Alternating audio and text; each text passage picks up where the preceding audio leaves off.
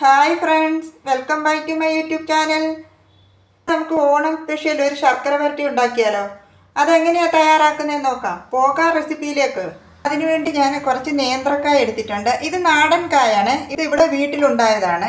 നടുവേ കീറിയിട്ട് കട്ട് ചെയ്തെടുത്താണ്. ഇതെല്ലാം ഒരേ സൈസിൽ വേണം കട്ട് ചെയ്യാൻ. ഇതെല്ലാം ഞാൻ ഒരേ സൈസിലാണ് കട്ട് ചെയ്തെടുത്തിരിക്കുന്നത്. ഇതുപോലെ വേണം കട്ട് ചെയ്തെടുക്കാൻ. അതിനാവശ്യത്തിനായിട്ട് കുറച്ച് ശർക്കര എടുത്തിട്ടുണ്ട്.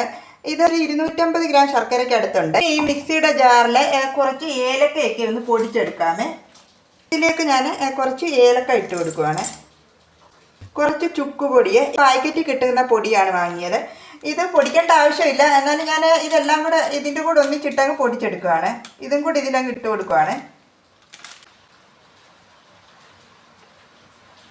ഇതിലേക്ക് ചെറിയ ജീരകം അതും കൂടി ഇട്ട് കൊടുക്കുവാണ്. കുറച്ച് പഞ്ചസാര ലാസ്റ്റിൽ അല്ലാതെ പൊടിക്കാതെ ചേർത്ത് കൊടുത്താലും മതി. ഞാനിപ്പോൾ ഇതിൻ്റെ കൂടെ ഇതും കൂടെ അങ്ങ് പൊടിച്ചെടുക്കുവാണ്.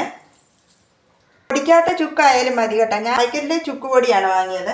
ഇത് നല്ല ഫൈനായിട്ട് പൊടിച്ചെടുത്തിട്ടുണ്ട്. ഇനി ഈ നേന്ത്രക്കായ ഒന്ന് വറുത്തെടുക്കാമേ. ഇതിലേക്ക് എണ്ണ ഒഴിച്ചു കൊടുത്തിട്ടുണ്ട്. ഇതിപ്പം പാക്കറ്റിലെ എണ്ണയാണ് ഞാൻ എടുത്തിരിക്കുന്നത് കേട്ടോ. പ്യുവർ കോക്കനട്ട് ഓയിലല്ല എടുത്തിരിക്കുന്നത്. ഇത് വെളിച്ചെണ്ണയിൽ തയ്യാറാക്കുമ്പോൾ കുറച്ചുകൂടെ നല്ല ടേസ്റ്റ് കിട്ടുവേ ശർക്കര വരട്ടിയെ.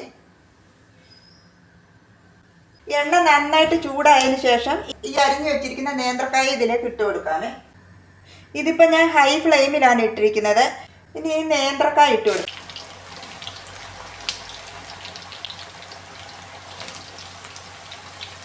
ഇനി ഇതെല്ലാം കൂടെ നന്നായിട്ടൊന്ന് മിക്സ് ചെയ്ത് കൊടുക്കാമേ. കുറച്ച് കഴിഞ്ഞാൽ ഇതൊന്ന് ഇളക്കി കൊടുക്കാമേ. ഇതിപ്പോൾ ഞാൻ ഇതിൻ്റെ ഫ്ലെയിം മീഡിയം ഫ്ലെയിമിലേട്ടാക്കിയിട്ടുണ്ട്. കാരണം ഹൈ ഫ്ലെയിമിലിട്ടാൽ ഇതിൻ്റെ ഉള്ളിൽ വെന്ത് കിട്ടില്ലേ, പുറം ഭാഗം മാത്രമേ വെന്ത് കിട്ടൂ. ഇടയ്ക്കൊന്ന് ഇളക്കി കൊടുക്കാമേ. ഇനി ഇതൊന്ന് ഇടയ്ക്കൊന്ന് ഇളക്കി കൊടുക്കാമേ. ഇങ്ങനെ ഒന്ന് ഇളക്കി കൊടുക്കണേ. ഇത് മൂത്തിട്ടില്ല കേട്ടോ. ഒരു കുറച്ച് സമയം കൂടെ നിൽക്കണേ. ഇത് മൂത്തിട്ടില്ല, കുറച്ചുകൂടെ ഒന്ന് മൂക്കാനുണ്ട്. കാരണം ഞാനിത് മീഡിയം ഫ്ലെയിമിലാണ് ഇട്ടിരിക്കുന്നത്, അല്ലെങ്കിൽ ഇതിൻ്റെ ഉള്ളിൽ വെന്ത് കിട്ടില്ല. ഇതെല്ലാം നന്നായിട്ട് മൂത്തിട്ടുണ്ട്. ഇനി ഞാനിത് എടുക്കുകയാണ്.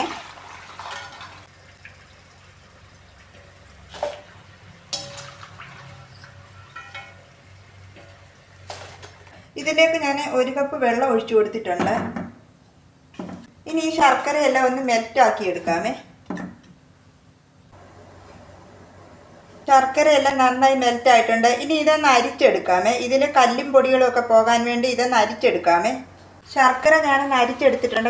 ഇതിലേക്ക് ഞാൻ മാറ്റിയിട്ടുണ്ട്. കാരണം ചെറിയ പാത്രത്തിലൊക്കെ ഇട്ട് ഇളക്കാൻ ഇത് ബുദ്ധിമുട്ടാണ്. ശർക്കരയൊന്ന് നന്നായിട്ടൊന്ന്, ഇത് ഒട്ടൽ പരുവുണ്ടല്ലോ, നമ്മൾ കയ്യിലൊക്കെ ഒട്ടത്തില്ലേ, ആയിട്ടില്ല കേട്ടോ. ഇത് കയ്യിലൊക്കെ ഒട്ടുന്ന ഒരു നൂൽ പരുവുണ്ടല്ലോ, ആ സ്റ്റേജിലേക്ക് ആക്കി എടുക്കാം. ഇതിപ്പോൾ ഞാൻ മീഡിയം ഫ്ലെയിമിലാണ് ഇട്ടിരിക്കുന്നത്. ശർക്കരയെല്ലാം നന്നായിട്ടായിട്ടുണ്ട്. ഇതുപോലെ ഇരിക്കണം, ഇങ്ങനെ ഒട്ടുന്ന ഇതിൽ. ഇനി ഇതിലേക്ക് ഫ്രൈ ചെയ്ത് വെച്ചിരിക്കുന്ന നേന്ത്രക്ക ചേർത്ത് കൊടുക്കാമേ. ഇതെല്ലാം കൂടെ നന്നായിട്ടൊന്ന് മിക്സ് ചെയ്യാമേ. ഈ പൊടിച്ച് വെച്ചിരിക്കുന്ന ഏലക്കാപ്പൊടി ചേർത്ത് കൊടുക്കാമേ. കുറച്ച് ഇതിലേക്ക് ഇട്ട് കൊടുക്കുവാണ്, ബാക്കി പിന്നീട് ചേർത്ത് കൊടുക്കാമേ. ഇനി ഇതെല്ലാം കൂടെ നന്നായിട്ടൊന്ന് മിക്സ് ചെയ്യാമേ. ആ പൊടി ഞാൻ കുറച്ചുകൂടെ ഇതിലിട്ട് കൊടുത്തിട്ടുണ്ട്. ഇനി എടുത്ത് വെച്ചിരിക്കുന്ന ബാക്കി പൊടിയൂടെ ചേർത്ത് കൊടുക്കുവാണ്. ഇതിൻ്റെ ഫ്ലെയിം ഞാൻ ഓഫ് ചെയ്തിട്ടുണ്ട്. എല്ലാം കൂടെ നന്നായി ഒന്ന് മിക്സ് ചെയ്ത് കൊടുക്കാമേ.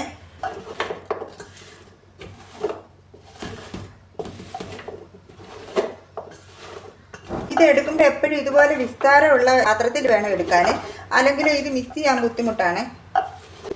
ഇനി ഇതൊന്ന് തണുക്കാൻ വേണ്ടി മാറ്റി വെക്കാമേ. ഇതെല്ലാം നന്നായിട്ട് മിക്സ് ചെയ്ത് കൊടുത്തിട്ടുണ്ട്. ഇത് ഞാൻ ഇതിലേക്ക് മാറ്റുവാണ്. ഈ പാക്കറ്റിലെ എണ്ണയിൽ ചിപ്സ് ഒന്നും എടുത്തിട്ടില്ല. ഞാൻ വെളിച്ചെണ്ണയിലാണ് ചിപ്സ് എല്ലാം എടുത്തുകൊണ്ടിരുന്നത്. എനിക്ക് ആദ്യം ഒരു ഡൗട്ട് ഉണ്ടായിരുന്നു, കാരണം ഇതിന് ടേസ്റ്റ് വ്യത്യാസം എന്തെങ്കിലും ഉണ്ടോ എന്ന് കേട്ടോ. ഒരു ടേസ്റ്റ് വ്യത്യാസവും ഇല്ല കേട്ടോ. ശർക്കര വരട്ടി ഇവിടെ റെഡി ആയിട്ടുണ്ട്. ഞാൻ ഒരെണ്ണം മുറിച്ച് കാണിക്കാമേ. ഉള്ളൊക്കെ നന്നായിട്ട് വെന്തിട്ടുണ്ട്. ഇത് തണുത്തിട്ടില്ല കേട്ടോ. ഇത് കുറച്ചുകൂടെ ഒന്ന് തണുക്കാനുണ്ട്. കുറച്ചുകൂടെ തണുത്ത് കഴിയുമ്പോൾ ഇത് ഒന്നുകൂടെ ഒന്ന് ക്രിസ്പി ആയിട്ട് കിട്ടുവേ. ഇതുപോലെ ഒന്ന് ട്രൈ ചെയ്ത് നോക്കുക. ട്രൈ ചെയ്ത് നോക്കിയിട്ട് ഫീഡ്ബാക്ക് അറിയിക്കാൻ മറക്കരുത്. എൻ്റെ വീഡിയോ ഇഷ്ടമായാൽ പ്ലീസ് സബ്സ്ക്രൈബ് മൈ ചാനൽ. അടുത്ത വീഡിയോയിലൂടെ നമുക്ക് വീണ്ടും കാണാം. താങ്ക്